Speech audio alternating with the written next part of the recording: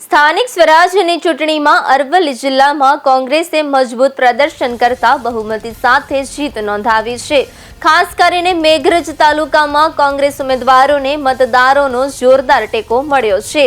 મેઘરજ તાલુકાની કુનોલ તાલુકા પંચાયત બેઠક પર કોંગ્રેસના ઉમેદવાર મહેશભાઈ અમૃતભાઈ બહુમતીથી વિજેતા બન્યા છે, જ્યારે અરવલ્લી જિલ્લા પંચાયત બેઠક પર ગંગાબેન દેવાભાઈ વણઝારાએ ભવ્ય જીત મેળવી છે। મેઘરજ તાલુકા સહિત અરવલ્લી જિલ્લામાં મોટાભાગની બેઠકો પર કોંગ્રેસ ઉમેદવારોને બહુમતીથી જીત મળતા કાર્યકરોમાં ખુશીનો માહોલ જોવા મળી રહ્યો છે।